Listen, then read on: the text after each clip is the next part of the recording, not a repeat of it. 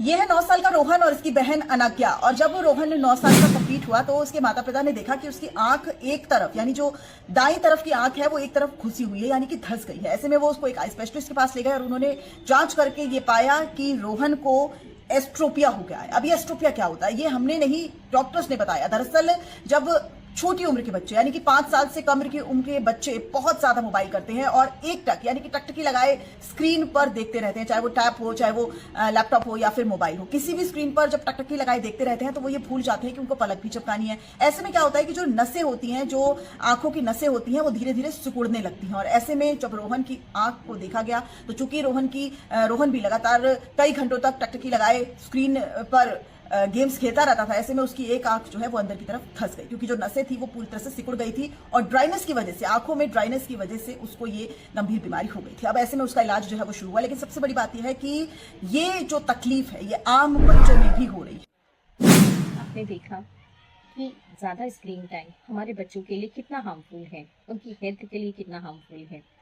जैसे कि उन्होंने बताया कि ज़्यादा एक्सेसिव मोबाइल होने के कारण बच्चे की आंखें तक जा सकती हैं, उनकी आंखें डैमेज भी हो रही हैं, लेकिन हम उस पर ध्यान ही नहीं देते हैं।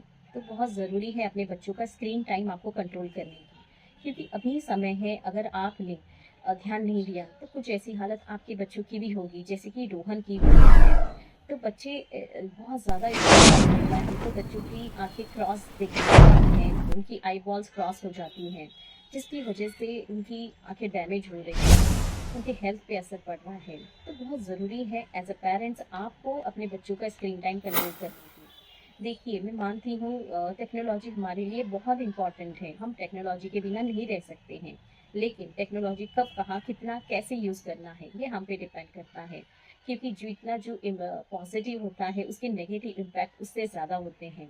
तो अपने बच्चों की स्क्रीन टाइम को कंट्रोल कीजिए और हो सके उन्हें जितना हो सके मोबाइल से दूर रखने की कोशिश कीजिए, क्योंकि ये बचपन जो है वो मोबाइल में वेस्ट करने का टाइम नहीं है। उन्हें किताबें ला के दीजिए, अलग अलग बुक्स और एक्टिविटीज़ में बिजी रखिए, अलग अलग उनके साथ प्ले करिए, अलग अलग गेम्स बहुत सारे हैं जो आप खेल सकते हो, बहुत सारा ऑप्शन है जो उन्हें मोबाइल से अलग रख सकता है।